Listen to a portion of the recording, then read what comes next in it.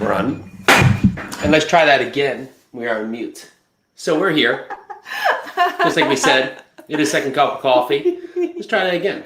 So I can think of a part where sometimes the energy is wrong. Well, let's back up a little bit for all of the listeners and I love the fact that you guys stayed, even though you can't hear us on Facebook and we're on Twitch and YouTube.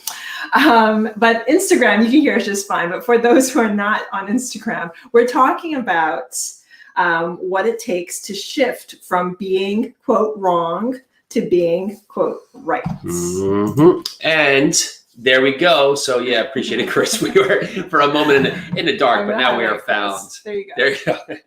Chris, you are awesome. Thank you always for listening. You are amazing. Peace, love, and in about a month, we'll be set up in a new studio, and I think we'll it's all gonna go wrong again. And then everything will break twice over.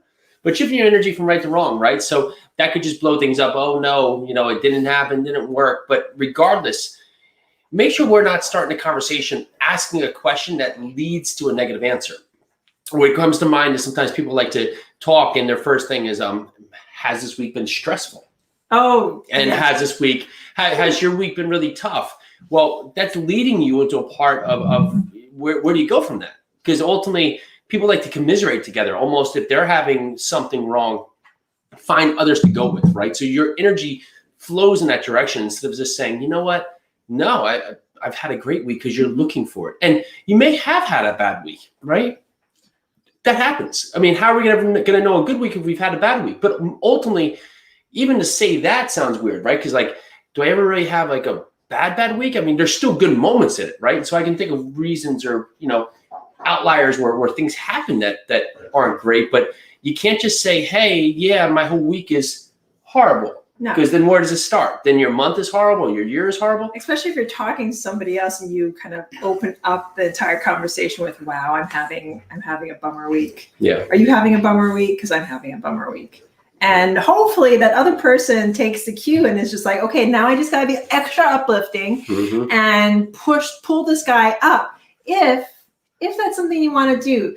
I would not always choose to do that though, because that, especially if it's someone who always approaches a conversation like that in that negative way, it comes to a point where you're going to have to make the decision whether or not you want to spend your energy. If it's somebody that for instance, I know a bunch of people who are always pleasant, are always just they put their best foot forward, they try their hardest. But sometimes, especially sometimes in the mamas groups I'm with, sometimes the mama that I'm talking with, and this is in a safe place, she's like, Pili, I'm just not feeling it today. I've had to do A, B, and C today, and I just can't. And I'm like, okay, girl, then just don't. Sometimes you just got to be like, okay, be where you are at, live in it for a sec. And then, you know what? Sometimes you just got to pull yourself out, but don't stay in that place forever. How does this go from wrong and right to kind of like low and high? I guess it's sort of the same thing, right? Right. So right now, just take it for what it is. We can always find the good or choose to stay with the bad. And it is a choice, right? We can choose to have the reaction that carries us forward. But if you're constantly reacting instead of acting, that's going to put you in a state where everything that comes into you, you're not going to be ready for. So choosing that today will be a good day. There'll be moments that maybe don't work. There'll be moments where but is that a lesson? It generally is. It's generally a lesson for us to use to carry forward.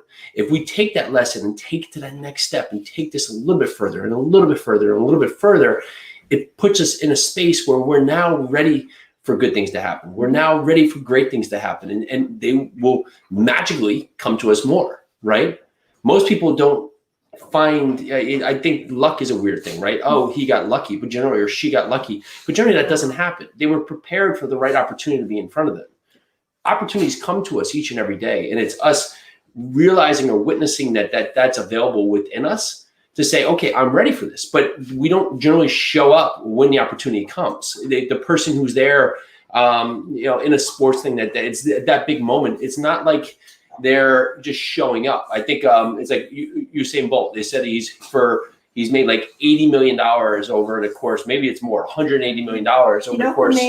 Who made a really good point about this? Hakeem, how do you say last name? Valles? Yes. Yeah. Hakeem Valles. I was on his TikTok the other day, and he was like, somebody asked, how do you get a spot on the NFL team? Like, how do you get people to see you? And I don't know what they call it, coaches and scouts. Scouts. I knew I would think of the word. I'm not sports brained. So our friend Hakeem was like, well, number one, I don't even have to tell you number 2 and 3, because this number one thing, he said to put the effing work in. So putting the work in means like opening your eyes and making sure you're not in the dregs, and making sure that you're always looking for that opportunity, always like looking around. It's good to be focused, but be open at the same time. Yeah, so Usain Bolt, I think the thing was he's made $180 million for 20 seconds of work that he spent 20 years to train for, right? Yes. So when you do that, it wasn't like he just showed up and just magically did it.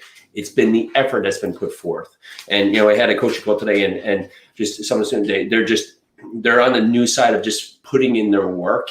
And it's that point of they're not seeing the full result yet, because it's too early. You have to allow the work and the footprint to be made, right? If you haven't had the footprint made and you jump off and jump on it, it puts you in this precarious position where you're constantly 3 feet from gold, because you're never allowing the steps to work in your favor. You're never allowing the good energy to come to you. You're always cutting yourself short because you're putting in the steps, but then you're stopping prematurely because it in your mind, it hasn't happened quick enough, or where it's not there.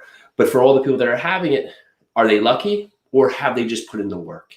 And generally, they've just put in the work. I just had a messenger conversation with someone who's new to large multifamily.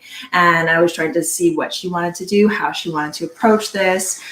She wanted information on, like, she wanted to jump directly to the money aspect of large multifamily. And I already know, okay, she's definitely new to the space, because that's really the last thing you think about, even though it's the first thing you see. Because if you're in real estate, chances are you started flipping and wholesaling, and those, while could be large amounts, when you get into large multifamily, you could be raising millions upon tens of millions, maybe hundreds of millions of dollars for these properties that you're taking down. So, but that's the last thing you think about. The first thing you think about is networking and learning as much as possible when it comes to like free content, and then finding yourself a mentor that can guide you through the process. So I tried my best with what space I had with her. And from our conversation, I was like, okay, you need to network, because she already had the mindset, because she was like, well, I only want to take a building down by myself because I don't know enough people with money. Well, let's backtrack on this a little bit. The way you meet people, I'm already giving you the answer. The way you find people with money is you meet them. And the thing is, you network. And I mean, when Jason and I first started, we didn't know people with money until we started talking about it, talking to our doctors, our dentists, our chiropractor, our other mentorship people in the mentoring program that we were in house flipping. They ended up being some of our best investors. But those are all people that grew up with us. They didn't have the money at the time, but we grew up with them, and we took down our first property. And as our second, our third came on, we were able to bring them on because they saw our track record, and we were able to raise money and provide opportunity to basically our friends. So to finish this out, because we're here, is that mostly it's because you haven't had enough conversations to know that you don't. And if you tell yourself you don't, then you won't. So if you don't know enough people with the money, then you won't find the money. But if you have enough conversations, you'll be shocked to see who you could help out there, who you could provide a good opportunity for. That just sitting there on the sideline that's saying, I wish I had more access to good opportunities. Yeah. And you two just haven't connected yet. So ultimately tell yourself the answer before asking the question. And so many times we tell ourselves that nobody's going to want us, and nobody's going to want us in a relationship. We could never do this because we're never meant to be fit. We're predisposed to have a bad mood. So we're already giving ourselves the answer without putting ourselves in a position to succeed. So that's what we got today. Yeah, that's what we got. We are going to see you tomorrow. We're going to maybe do it a little bit better tomorrow, because today, although it was the best we got today. There's always room to grow. Maybe tomorrow we'll put the mute button off to start, so maybe you'll hear us. Maybe we'll get a video up. Maybe we'll have a couple of other things, and maybe we'll bring both bulldogs, because right now we just got one in the room. As long as I got my cup of coffee, I'm good. All right, guys, we are going to see you tomorrow.